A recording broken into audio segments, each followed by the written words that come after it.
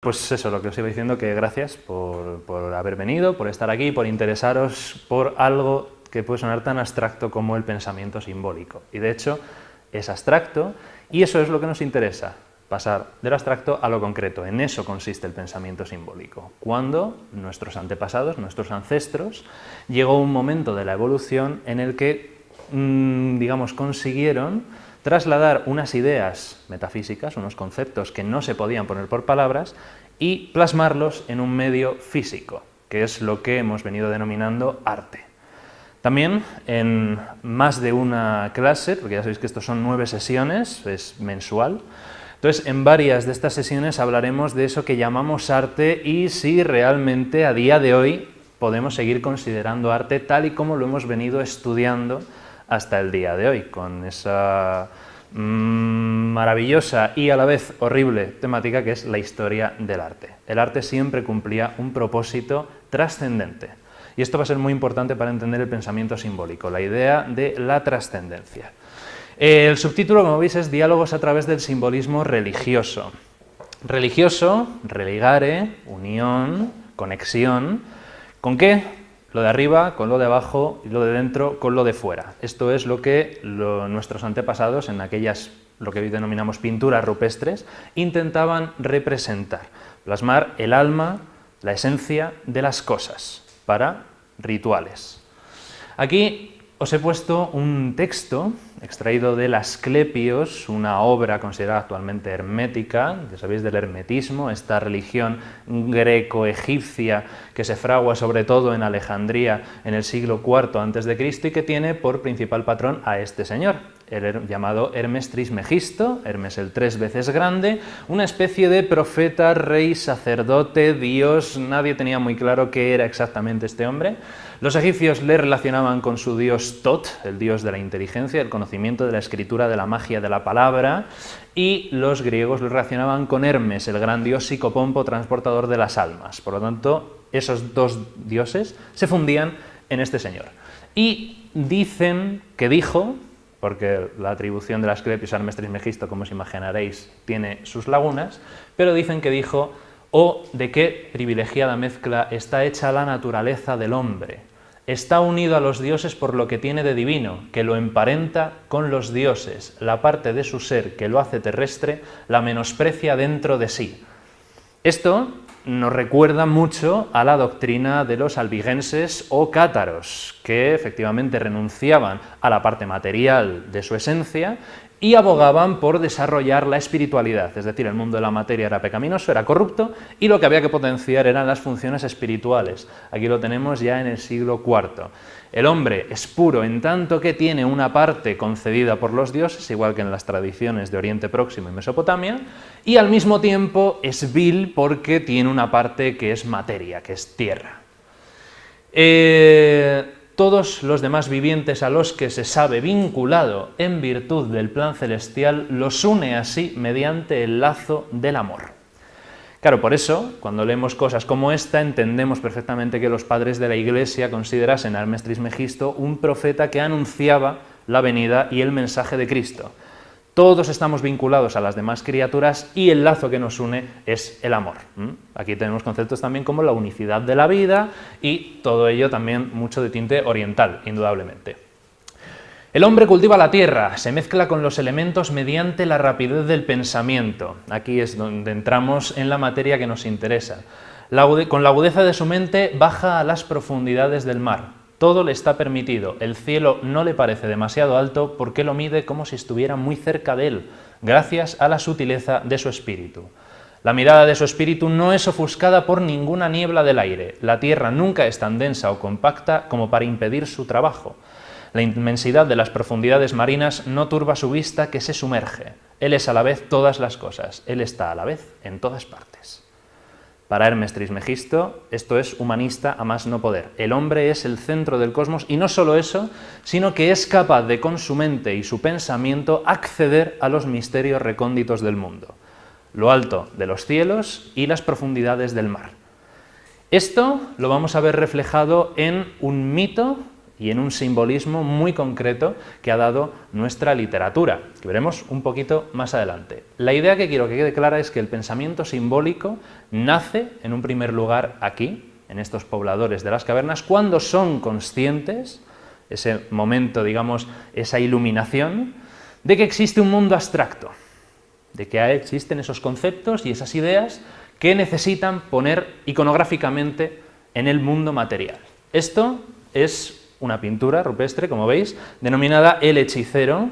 Aquí tenéis el dibujo que los estudiosos sacaron de la roca, en el sureste de Francia, y se dice, se interpreta, que puede estar representando al hechicero, al brujo o al chamán de la tribu.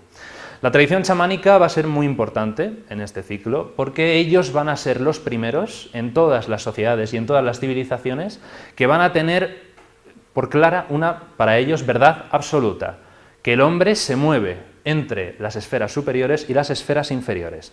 Lo que Mircea Eliade decía acerca del viaje chamánico, el viaje espiritual, de hecho escribió un libro al respecto, en el que sube a los cielos y desciende a los infiernos con el poder del pensamiento. Y de las vivencias, porque al final esto es una experiencia, de las vivencias que el chamán tiene, aparece y nace el arte. Etimología va a ser importante. Si es pensamiento simbólico, ¿por qué se le denomina así? El símbolo tiene mucho que ver etimológicamente con la palabra religión o religare. Símbolo, que a su vez viene del latín symbolum, que a su vez viene del griego symbolon, que significa también unir o juntar. Ya lo hemos dicho, lo que se está intentando unir, las manifestaciones artísticas que vamos a ver a lo largo del ciclo, están intentando unir cosas muy dispares, pero que el hombre no puede poner ni por escrito ni hablar por medio de la palabra, necesita la imagen para expresarlos. Y es interesante que esto que conecta al hombre con lo que está fuera del hombre y con lo que está por encima y por debajo de él, tiene también un paralelismo con, irónicamente, otro símbolo que es el diablo, del que también hablaremos, porque si símbolon significa unir o juntar, diabolón significa lo contrario, separar. Por lo tanto, es lo que causa rechazo, lo que causa malestar, lo que causa conflicto. Una pregunta difícil. ¿Se puede definir un símbolo? ¿Qué es un símbolo? ¿Qué nos dicen las grandes instituciones sobre esto?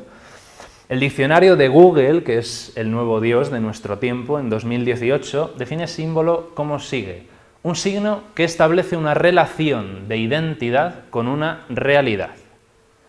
Eso ya es categóricamente importante. Se identifica lo representado con un concepto que se busca representar, generalmente abstracta, a la que evoca o representa. El olivo es el símbolo de la paz en las culturas mediterráneas. El símbolo evoca a menudo una realidad que trasciende al objeto simbolizado. De lo que se trata aquí, de lo que vamos a intentar conseguir en este ciclo, es de que la próxima vez que veamos algún símbolo, sepamos ver más allá del objeto representado. Que cuando veamos un olivo, no pensemos en un olivo, sino que pensemos en toda una ramificación de significados relacionados de identidad que son ese olivo. Segunda, representación sensorialmente perceptible de una realidad, es decir, palpable, es decir, materia, en virtud de rasgos que se asocian con esta por una convención socialmente aceptada. Esto también va a ser importante. Es dificilísimo configurar un símbolo, porque implica la aceptación y el uso de una comunidad humana enorme. Exactamente igual que es dificilísimo establecer y construir una religión. Por lo tanto, aquí la condición socialmente aceptada va a tener un peso fundamental. Y tercero, figura retórica de pensamiento por medio de la cual una realidad o concepto, normalmente de carácter espiritual, aunque podría no serlo, se expresa por medio de una realidad o concepto diferente, entre los que se establece una relación de correspondencia, de modo que al nombrar el concepto simbólico se sugiere o se evoca el concepto real. Esto que parece muy lioso, en realidad no lo es tanto, está diciendo un poquito lo mismo que aquí. Vamos a ver objetos, vamos a ver símbolos y los vamos a asociar primero al concepto que los originó y segundo a cómo ha evolucionado en la historia ese símbolo. Luego con algunos ejemplos lo entenderemos mejor. Si hablamos de pensamiento simbólico, sin duda el mejor ejemplo, o uno de los mejores, va a ser este, el mito de la caverna de Platón, conocido por todos, estudiado por todos, enseñado también a todos de muy distintas maneras, no todas correctas, porque a mí, por ejemplo, me lo vendieron como que esto era la teoría del conocimiento de Platón, que está bien, porque sí, pero se queda muy corto, se queda muy cojo. Platón lo que quiere representar con esto no está del todo claro, porque él mismo ni siquiera explica el mito y tampoco es una historia que tenga un final claro. Para recordar un poquito y para hacer un poquito de memoria, vamos a ver cómo el pensamiento simbólico se manifiesta en este mito. Dice Platón, por cierto aparece en el libro séptimo de su República, que había unas personas prisioneras en el interior de una cueva, encadenadas de manos, pies y por el cuello, pegados a esta pared de espaldas y mirando la pared opuesta de la caverna. Detrás de ellos este muro por el que pasaban unas personas que sobre sus cabezas llevan distintos objetos, alumbrados a su vez por un fuego, por una fogata. Estos que están aquí atados solamente ven las sombras de esos objetos y consideran que esto es la realidad. Además, estos objetos no solo se mueven, sino que, como estas personas hablan entre sí, estos de aquí piensan que los objetos también hablan, también se establecen relaciones, también se establecen vínculos. Por ellos es la absoluta realidad, exactamente igual que nosotros cuando estamos aquí y cuando salgamos de aquí a la calle, esa es su realidad y nuestra realidad. ¿Qué ocurre? De momento esto es todo el mundo que conocen y están bien con ello, pero llega el comienzo del viaje del héroe, la llamada a la aventura. Uno de ellos de repente es liberado y podríamos pensar, qué bien, libre, por fin, fuera cadenas, podemos salir a descubrir el mundo. Pero eso es lo complicado, porque para Platón esto es la vida casi para ellos perfecta. ¿Por qué? Estar sentado y viendo a ver lo que pasa, que bien la vida, que mal la vida, a ver cómo viene, a ver cómo se va, y aquí estamos como quien ve la televisión. En cambio, cuando alguien llega y te incita y te dice, no te quedes ahí sentado, levántate y anda, esta persona de repente se levanta y da la vuelta al muro, y ahí tiene el primer fogonazo, el primer impacto de auténtica realidad, que lo que él creía que es realidad, eran en realidad las sombras proyectadas por estos objetos, fruto de este fuego, que además es una realidad que la luz, al incidir sobre estos objetos, lo que veían es precisamente lo que no deja pasar la luz, es decir, su realidad es la ausencia de luz. Esto va a ser muy importante, porque aquí lo que falta es iluminación completa. Pero descubre el hombre liberado que esto no es la auténtica fuente de luz, que esto es solamente un ápice, una mota. Saliendo de la caverna se encuentra, esta vez sí, con un nivel de conocimiento superior, un mundo real. Pero es incapaz de mirar directamente a las cosas. Si recordáis en la película Matrix, cuando a Neo le liberan de esa cápsula donde le tienen confinado, le pregunta a Morfeo por qué le duelen tanto los ojos. Y Morfeo le dice porque nunca antes los habías usado. Esto es un poquito esa misma idea, es el despertar del iniciado que accede a un mundo, a una realidad superior que antes no era ni siquiera remotamente consciente de su existencia y poco a poco se va acercando y asociando a los distintos elementos que conforman la realidad. Primero ve el reflejo en un estanque, luego puede mirar el árbol, una roca, hasta que finalmente contempla el mismísimo sol, la luz última, el conocimiento con mayúscula. Este relato, cuando se lee, nos viene inmediatamente a la cabeza también el relato del Génesis, en el cual se dice que Dios dice hágase la luz y unos días después aparece el sol. Esa luz primordial es este sol de Platón y ese sol del Génesis es el fuego de Platón. Es exactamente lo mismo. ¿Qué ocurre? Aquí se ha realizado un proceso de conocimiento de elevación a través de distintos símbolos que utiliza Platón, objetos, sombras, fuego, sol, árboles, plantas. Y ese hombre ha ido accediendo cada vez más hasta el conocimiento último, en el que ya no es necesario el símbolo, es la luz plena. Otro relato simbólico, y esta vez escrito en lengua castellana y de lo mejor que se ha hecho, es el soliloquio de Segismundo, en La vida es sueño, cuando él está allí encadenado y empieza a hablar, a lamentarse sobre su condición. «Ay, mísero de mí, ay, infelice, apurar cielos pretendo, ya que me tratáis así, qué delito cometí contra vosotros naciendo.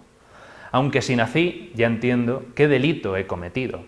Bastante causa ha tenido vuestra justicia y rigor, pues el delito mayor del hombre es haber nacido. Estamos hablando de un hombre que lo único que ha conocido es el confinamiento encadenado en una torre, exactamente igual que el hombre de Platón. La premisa es la misma. Estás sometido contra tu propia voluntad y no sabes nada de la realidad exterior. Solo quisiera saber, para apurar mis desvelos, dejando a una parte cielos el delito de nacer, ¿qué más os pude ofender para castigarme más? ¿No nacieron los demás? Pues si los demás nacieron, ¿qué privilegios tuvieron que yo no gocé jamás? Segismundo se pregunta por qué él está ahí. Y a partir de aquí empieza a manifestar perfectamente el pensamiento simbólico. Él está en lo alto de una torre y no ve nada de lo que hay alrededor. Sin embargo, a partir de su pensamiento empieza a enlazar distintos símbolos.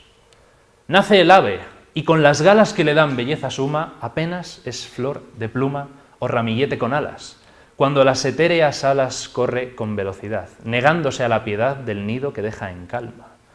Y teniendo yo más alma, ¿tengo menos libertad? Nace el bruto, la bestia, y con la piel que dibujan manchas bellas, apenas signo es de estrellas, gracias al docto pincel, cuando atrevido y cruel la humana necesidad le enseña a tener crueldad, monstruo de su laberinto. Y yo, con mejor instinto, ¿tengo menos libertad? Nace el pez, que no respira, aborto de ovas y lamas, y apenas bajel de escamas sobre las olas se mira, cuando a todas partes gira midiendo la inmensidad de tanta capacidad como le da el centro frío. Y yo, con más albedrío, ¿tengo menos libertad? Y aquí se viene arriba, dice, nace el arroyo, culebra que entre flores se desata.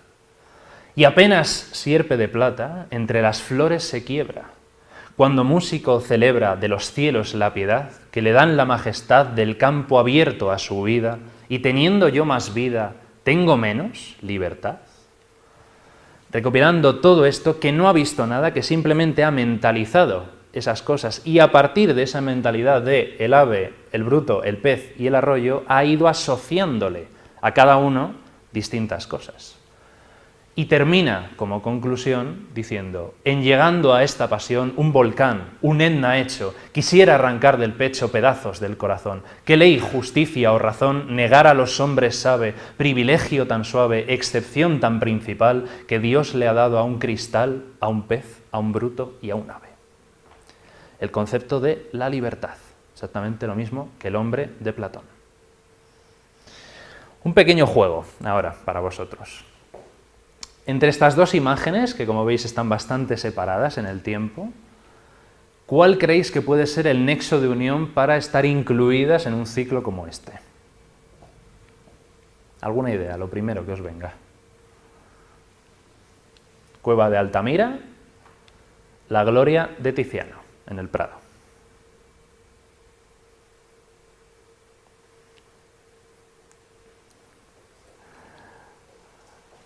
Difícil, ¿eh? Claro, a primera vista efectivamente parece no haber nada. Representaciones de mamíferos, mayoritariamente bisontes, con una manifestación, un rompimiento de gloria con la Trinidad, todos los santos, patriarcas, etc. y aquí la familia imperial. Sin embargo, entre el 16.000 antes de la era actual, o era común, y el 1554, la esencia del arte ha permanecido intacta. Lo que Tiziano está representando aquí, exactamente igual que los artistas representaban aquí, son las almas de lo representado. Es la quinta esencia pura. Aquí no está representando al emperador, ni a su mujer, que por cierto había fallecido años antes, ni siquiera a su hijo Felipe II, a quien tenemos aquí. Está representando las almas de todos ellos. Esta pintura se realiza cuando Carlos V está ya en Yuste y es el último encargo que le hace a Tiziano como última voluntad. Tiziano, píntame esto porque me va a servir de puerta de acceso al más allá. Este cuadro estuvo en las estancias del emperador en Yuste y, según las crónicas, pasaba largas horas meditando enfrente de él. Le veis aquí arrodillado envuelto en un sudario blanco con el que posteriormente fue enterrado. Tiziano está representando aquí las almas de la familia imperial accediendo al cielo. Todo esto es una manifestación de los mundos sutiles.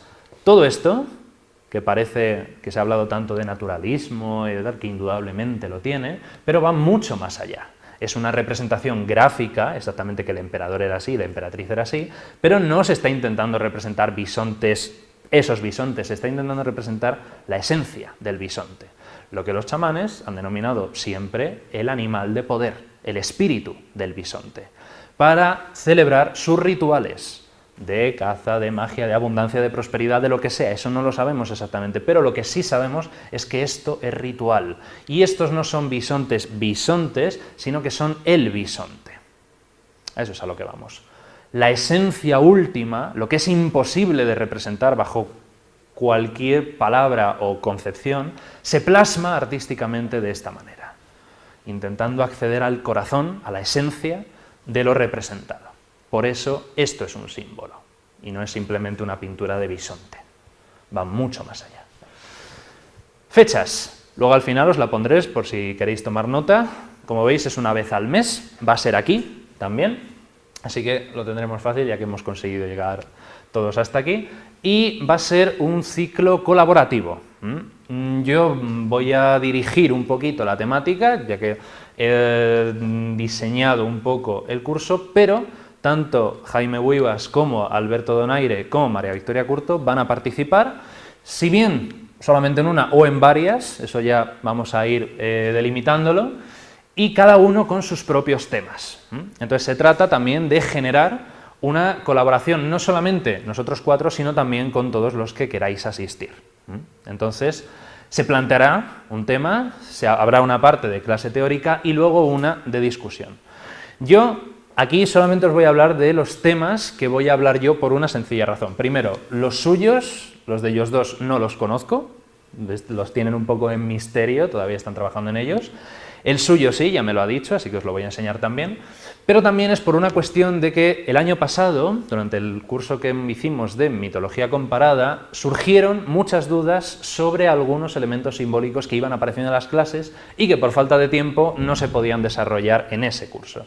Así que este ciclo en realidad nace por una demanda de los alumnos, por dudas sobre algunos símbolos sobre los que se quieren saber más.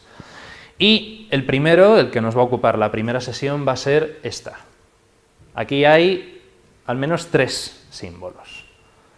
El laberinto, indudablemente, el laberinto concretamente de la Catedral de Chartres, en el que se incluye la espiral y la serpiente, que en realidad son lo mismo y obedecen a una misma realidad.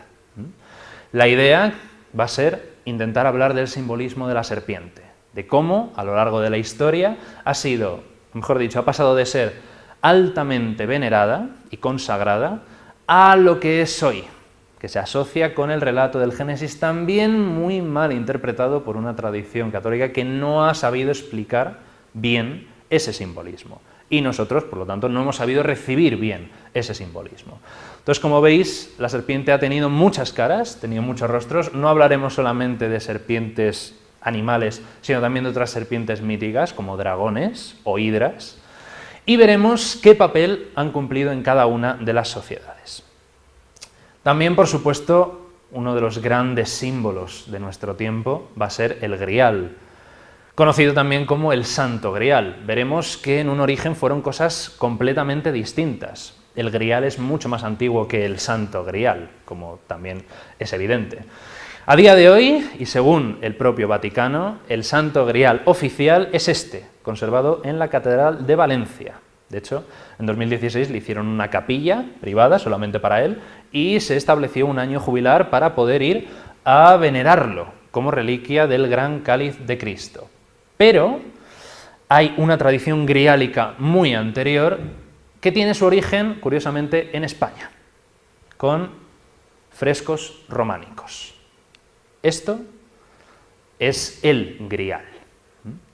¿Por qué? Porque la primera mención que se hace al Grial aparece en Chrétien de Troyes, un trovador francés que escribe el famoso Perceval o Cuento del Grial, siglo XII.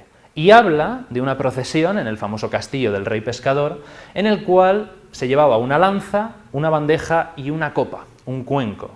Y dice Getien que en el momento en el que la dama que llevaba ese cuenco entró en la estancia, las lámparas, los candelabros, las velas que iluminaban la sala, palidecían ante el brillo que emanaba de este recipiente. Y dice literalmente cómo la luna y las estrellas se esconden a la salida del sol. Qué curioso que casi 100 años antes de que Chrétien de Troyes escribiese esas palabras, aparecen en 8 iglesias del Pirineo aragonés representaciones de una mujer velada con cuencos, copas, cálices que irradian luz. Todo un misterio muy emocionante y muy interesante de estudiar. Veremos también, bastante vinculado con este, pero en otra sesión, las famosas vírgenes negras. ¿Cuántas hay? ¿De dónde han salido? ¿Por qué son negras? ¿Por qué son vírgenes? ¿Por qué algunas tienen el niño? ¿Por qué otras no? ¿Por qué les meten tantos dorados que hace que se quite la esencia pura que tenían estas figuras vinculadas con las antiguas diosas madre, Isis, Demeter, Cibeles? ¿Y cuáles son auténticas, cuáles no? Y sobre todo, por supuesto, cuál es su simbolismo auténtico y cómo han influido a lo largo de la historia. ¿Qué tienen que ver el Grial y las vírgenes negras con esta pareja que ha dado tanto que hablar, sobre todo en los últimos años, a partir de la publicación del famoso Código da Vinci, que volvió loco a medio mundo, sobre una posible línea de sangre descendencia de estos dos, Jesús y María Magdalena? Se armó un buen revuelo, pero el caso es que, alejándonos de la historicidad, que indudablemente ha tenido mucho influjo, no se está diciendo que sea verdad o no, sino cómo ha influido en la historia, vamos a hablar del simbolismo, de lo que implica que mitológicamente estos dos fuesen pareja y qué vínculo tienen el Grial y las vírgenes negras con esta historia. Y por supuesto hablaremos de también las diosas negras, las famosas diosas negras. Kali en el hinduismo, Lilith en la tradición hebrea y Baba Yaga de la tradición de los pueblos del este de Europa. También vamos a centrarnos en lo que a día de hoy la mayor parte de la gente entiende por simbolismo religioso o símbolos de la religión.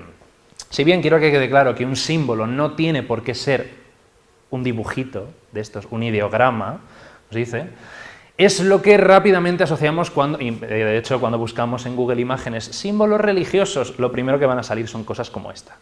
Por lo tanto, vamos a dedicar una clase a los ideogramas de la religión, a los símbolos que a día de hoy identifican la religión. Analizaremos las distintas cruces cristianas, cuál es la diferencia entre unas y otras, cuáles son más antiguas, cuáles son más modernas, quién ha utilizado cuál y para qué. Hablaremos de otras cruces que no son cristianas, son anteriores al cristianismo o posteriores al cristianismo, como esta. Será la de la famosa Iglesia de Satán, de Anton Sanzor Levey, pero también habrá otras muy antiguas, el Ankh egipcio, la llamada Mano de Dios, genista, o la famosa y terrible esvástica. De hecho, cuando hablemos de este símbolo será muy interesante recalcar que el símbolo es algo que está vivo, que tiene que actualizarse, que tenemos que convivir con él y permitir que siga llegándonos interpretaciones del símbolo. En ninguna de las clases vamos a dar por conocido completamente un símbolo porque es imposible, porque si es algo vivo no se puede llegar a su conocimiento pleno, pero si permitimos que quede anclado en un momento muy concreto de la historia, utilizado por una gente muy determinada para hacer cosas muy concretas, tenemos cosas como la que ocurre a día de hoy con la esvástica. Una esvástica a día de hoy en Occidente es símbolo siempre del nazismo, en Oriente en absoluto. Por supuesto hablamos también de los grandes símbolos de la religión, cristianismo, judaísmo e islam, y al mismo tiempo veremos cómo han influido estas religiones y estas simbologías en tradiciones como la masónica, también esa parte de la que no se habla en los institutos, que es el ocultismo nazi, que a día de hoy también hay muchísimos libros que hablan del tema. Este es el emblema de su famosa sociedad Ahnenerbe, un estudio del oculto, del espíritu germánico que intentaba rescatar las raíces arias en los pueblos prerromanos de Europa, todos con esa necesidad de crear una nueva identidad que no tenían, y deseosos de convencer a los demás de que realmente ellos eran los herederos de todos esos pueblos. Entonces, en este caso, será muy interesante ver cómo se configuran unos símbolos para un mensaje político, para manipulación. Y como ambos dos, los masones por un lado y los nazis por otro, han bebido no solamente de las religiones con las que han convivido, sino también con la tradición pagana ancestral. Hablaremos también de la simbología de los templos y de los lugares de poder, las corrientes telúricas, lugares sagrados, hablaremos también de las piedras sagradas, empezando por Betel, la famosa casa de Dios que aparece en la Biblia, de por qué varían tanto las plantas de los templos, de sus distintas partes, qué simbología tienen cada una de ellas, si realmente esto lo que está representando es un hombre, tal y como se decía en el humanismo, luego pasó a representar a Cristo crucificado, pero antes representaba el viaje del iniciado que ingresaba por aquí, por los pies, purificándose, luego accedía a la forma que tiene la mesa de la última cena para recibir la iluminación total, que solía coincidir además con la bóveda correspondiente, para acceder finalmente a la apoteosis, a la conversión en Dios, al altar, a la cabeza. Esto ocurría antes del cristianismo. O, por el contrario, templos redondos. El templo de la Veracruz, en Segovia, por ejemplo, o sencillamente el Santo Sepulcro de Jerusalén. Porque hay variedad en estas plantas, la ubicación, la orientación y los rituales que hacían los constructores mientras duraba la edificación del templo. Por supuesto, los lugares sagrados van a tener mucho que ver con la naturaleza, por lo tanto también estudiaremos este simbolismo natural y la influencia que tenía el pensamiento, sobre todo medieval, en la edificación de los grandes espacios sagrados. Y hablaremos también, por supuesto, de las criaturas, de los símbolos de la, digamos, cultura popular del terror, como pueden ser brujas, vampiros y hombres lobo. Que parece algo muy moderno, parece algo sacado simplemente del siglo XX, pero vamos a descubrir que es muy antiguo y que tiene unas raíces que pocos a día de hoy sospechan. Vamos a dedicar otra también a hablar del simbolismo de artistas tal cual los consideramos hoy. Uno de ellos va a ser, por supuesto, el Bosco. Es imposible no dedicar una clase de pensamiento simbólico a un hombre que no hizo otra cosa en su vida más que pensar simbólicamente y plasmar ese pensamiento en sus obras. A día de hoy sigue generando confusión, sigue generando cierto recelo, genera o maravilla o rechazo, pero no deja indiferente a nadie. Algunos de esos símbolos más conocidos, más populares, son al mismo tiempo algunos de los más perturbadores. Vemos mezclas de demonios exactos, vemos muchas representaciones de santos tratados de una forma poco reverente con las ideas católicas del momento, o cosas tan grotescas como esta. Un demonio con cabeza de pájaro comiéndose a un hombre del que le salen pájaros y humo del trasero. Pues todo esto, toda la producción pictórica del Bosco tiene un sentido, tiene un porqué, y en una clase nos dedicaremos a ahondar en ese significado. ¿Qué quería decirnos el Bosco cuando pintaba esto? Lo mismo podemos encontrar en muchos puntos de Madrid, que dedicaremos otro ciclo. No solamente a hablar de los dioses protectores de Madrid, sino también de los animales de poder, de los tótems o del espíritu del lugar que protege, que ha cuidado y que está bastante olvidado actualmente en la tradición madrileña. Estos dos personajes, algunos sé que lo conocéis, están en el Museo de la Historia de Madrid o el Museo de San Isidro, también conocido. Son las dos esculturas que decoraban originalmente la fuente de Cibeles. Efectivamente, ellos dos son los genios del lugar de Madrid, de los que hablaremos en profundidad. Y por supuesto también trataremos de figuras mitológicas, en cierto sentido. Por ejemplo, la Mariblanca, que es blanca pero no es Mari, nos lo dicen estos delfines que hay a sus pies, y sobre todo el busto casi desnudo. La fuente de Orfeo, el gran, probablemente, genio místico, fundador de misterios, de una de las religiones mistéricas más importantes de Grecia, que en vez de tener su instrumento tradicional, una lira, ha sido sustituido por un violín. Veremos también el porqué. Y por supuesto, mi habitante favorito de Madrid, que será el ángel caído del Retiro. Hablaremos de la historia de Lucifer, hablaremos del diablo, Y hablaremos de, primero, por qué está aquí, por qué alguien querría en un espacio público una figura del ángel caído y qué ha representado a lo largo de la historia, es decir, el simbolismo que encierra. El Escorial, por supuesto, otro de los grandes, de las grandes creaciones a nivel simbólico de nuestra historia, en este caso por Felipe II, que fue también un gran simbolista, muy aconsejado por el llamado Círculo del Escorial. Hablaremos sobre todo de puntos focalizados muy importantes y que fueron los más relevantes para este círculo y para el propio rey. Empezando con el patio de los evangelistas, un espacio que actualmente está casi siempre cerrado y que nos tenemos que asomar a través de alguna de estas rendijas que dejan las persianas para poder admirar la belleza de este conjunto. Simbólicamente es impresionante, veis que forma esta fuente que viene con esta linterna que es el uno, es decir, Dios, que se derrama sobre estos 4 pilares, que son los 4 evangelistas, que a su vez de esos 4 estanques, los evangelios riegan los 12 setos, el apostolado. Y esos 12 setos ya conectan con el resto de las estancias del Escorial, con España y con el mundo, con el imperio. Por lo tanto, fijaos, en muy poquito espacio, muy sencillamente, lo que se está intentando transmitir aquí. Y es solamente una esquinita del complejo. Habrá más, por supuesto, estará el corazón del monasterio del Real Sitio, del Escorial, que será la Basílica. Allí, cuando hagamos este tipo de cosas, ya sea Madrid, ya sea el Escorial, me gustaría mucho que nos desplazásemos hasta allí y lo viésemos in situ, siempre en la medida de lo posible. Si no, pues lo haremos aquí a modo teórico. Pero este fue el lugar más importante para Felipe II, es lo que sacraliza todo el conjunto y está lleno de símbolos muy interesantes y muy reveladores. Y por último, lo que más nos interesa es el cerebro. Si la basílica era el corazón del complejo, esto, la biblioteca, va a ser el cerebro del Escorial, donde nos detendremos a analizar sus pinturas, sus frescos.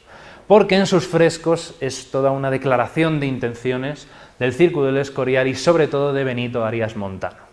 Un hombre con una mente maravillosa, peligrosamente para su época, pero que dejó plasmado aquí en este programa pictórico todo lo que él esperaba que fuese la biblioteca del Escorial. De hecho, cuando se entra, tenemos a la filosofía que va acompañando con ese dedo que extiende, acompaña al caminante, al visitante, mientras accede a la biblioteca, y la filosofía aparece acompañada de los grandes filósofos de la historia antigua. Tenemos a Aristóteles, tenemos a Platón, tenemos a Séneca y a Sócrates. No solamente la tradición grecolatina. Uno de los frescos más famosos será este, el encuentro de Salomón con la reina de Saba, relatado en el libro de Reyes 10.3, en el cual la reina de Saba se aparece en la corte de Salomón para ponerle a prueba. Esto es maravilloso porque, si recordamos el relato, Salomón, durante un sueño, recibe esa visita de Dios en el que le dice que le pida a Salomón lo que quiera. Dice, pídeme lo que quieras porque has gobernado a mi pueblo también, que te voy a conceder lo que desees. Y Salomón, después de pensárselo un poquito, dice, quiero que me concedas un corazón justo para gobernar a tu pueblo. Y Dios, sorprendido y también un poco congratulado porque solamente pidiese eso, dice, te voy a dar eso, te voy a dar lo que has pedido y también todo lo que no has pedido. A partir de ese momento, la tradición hebrea considerará que Salomón está en posesión del conocimiento absoluto, del saber pleno. Y de hecho el propio Dios se lo dice, le dice, te haré tan sabio como antes de ti no ha habido nadie y como después de ti tampoco habrá nadie. Y se lo dice con esas palabras. Y de repente, poco tiempo después, aparece esta mujer, venida de Saba, se identifica con Etiopía o con un reino cercano a Etiopía, que viene a examinar a Salomón. A decirle, a ver si es verdad eso que he oído, de que tú eres tan listo, te voy a poner a prueba. Claro, esto resulta cuanto menos sorprendente porque si esta mujer va a poner a prueba a Salomón, cuando alguien hace un examen, es porque o bien sabe tanto o más que él. Sin embargo, de la reina de Saba no se dice prácticamente nada, es un misterio, solamente que Salomón responde a todos sus enigmas, a todas sus preguntas, Y juntos la tradición dirá que posteriormente tendrán un hijo, al que le será dado el arca de la alianza en un momento dado, pero bueno, son los enredos. Lo que es interesante aquí será esta inscripción, en hebreo, en la biblioteca del Escorial, recordemos, el lugar más venerado por el monarca más católico de la cristiandad. Esto era un peligro enorme, porque se podía acusar de hebraizante y de judaísta, un cargo que en el siglo XVI en España era un crimen. Pero aquí está, a la vista de todos. ¿Y qué quiere decir esto? Pues dice, todo está pesado, medido y guardado. Y ahí lo dejamos, que si no hago spoiler aquí y no quiero. César, dime. Pregunta que me ocurre ahora, Sí. pues es un poco fuera. ¿Saba y sabiduría tienen la misma raíz? Claro, Saba es como se ha traducido en las lenguas latinas, en los romances, y probablemente sí se haya querido establecer un paralelismo. El relato original en hebreo no. O sea, tiene una palabra para sabiduría y otra para este reino extraño, pero sí, en las lenguas latinas probablemente el término Saba tenga algo que ver con la palabra sabiduría, puede ser. Pero ya te digo, o sea, el original hebreo no está vinculado.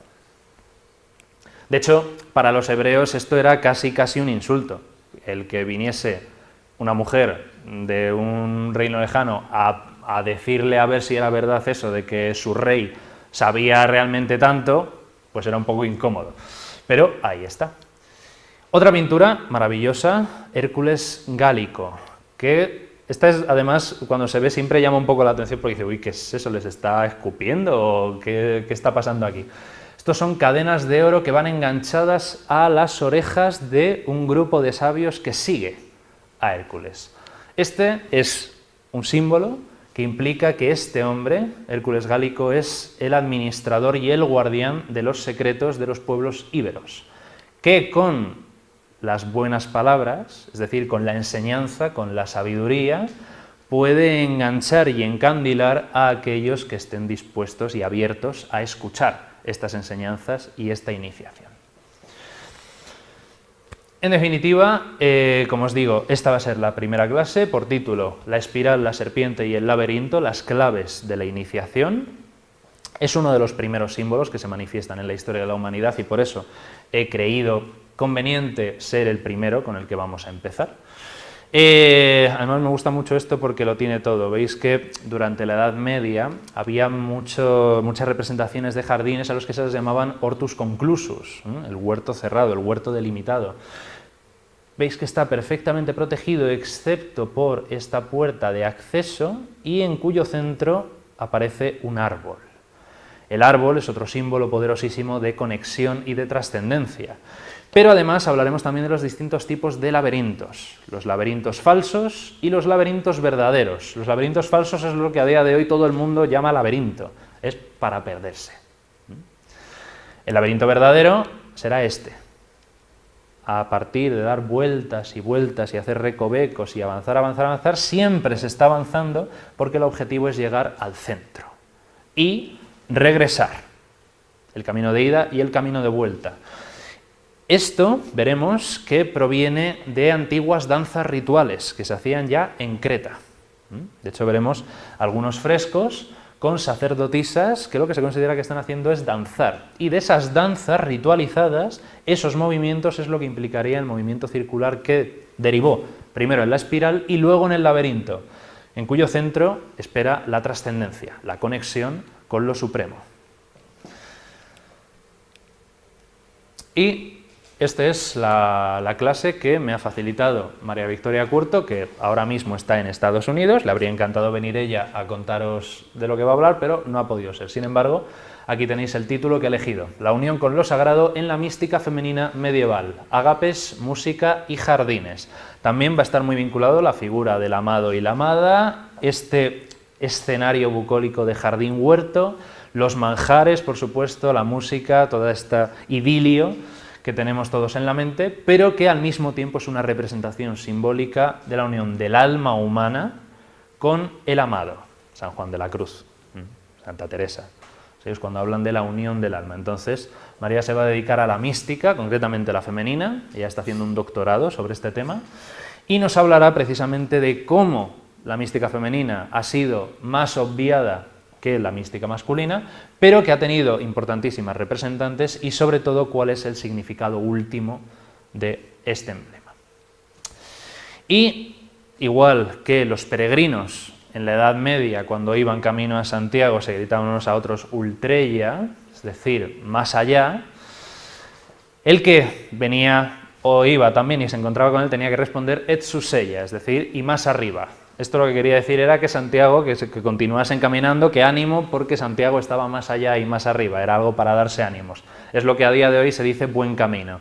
Sin embargo, a mí me interesa porque lo que implica es saber ver más allá de las apariencias, que al final es de lo que se trata aquí. De que detrás de todo esto existe una verdad, y es única y es la misma para todos. Lo que ocurre es que se ha expresado en distintos campos y de distintas formas. Pero la idea es que aquí reside la unidad. Y aquí os dejo la logística, por si queréis tomar nota, los datos, los días, horarios y la aportación. Y hasta aquí la exposición. Gracias por vuestra atención, espero que os haya gustado y sobre todo espero veros alguno de estos días. Muchas gracias. También importante comentar que las sesiones son autónomas e independientes, es decir, que podéis venir a la que queráis sin necesidad de venir a la anterior o a la posterior.